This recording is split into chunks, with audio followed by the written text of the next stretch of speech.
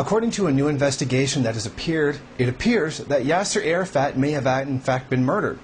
And it shows that he was poisoned with polonium, and I firmly believe that this is a very strong indication, and I do believe that he was in fact murdered.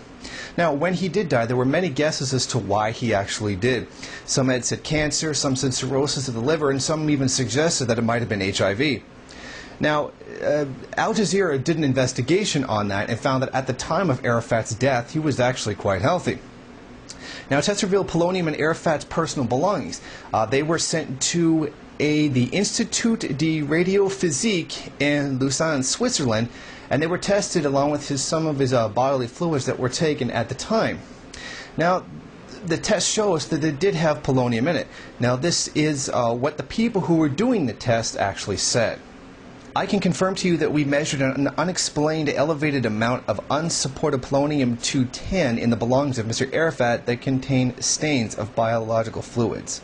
As a result of this, Arafat's widow has asked that his remains be exhumed and they be tested as well.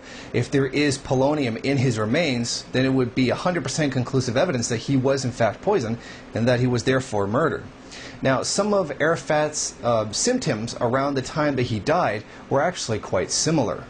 There is little scientific consensus about the symptoms of polonium poisoning, mostly because there have been so few recorded cases. Letivinko suffered from severe diarrhea, weight loss, and vomiting, all of which were symptoms of Arafat exhibited in the days and weeks before he initially fell ill. As you'll recall, he was the man that was suspected to have been poisoned by Vladimir Putin for being a dissident journalist. Now, if it can be proven 100% that Arafat was in fact murdered, the most likely suspect would obviously be Israel. The ramifications of finding out that Arafat, a well-liked leader in Palestine, it has actually turned out to have been murdered, the consequences could be devastating and could set relations between the two semi-nations back a long, long way and would prove more of the criminal actions of Israel.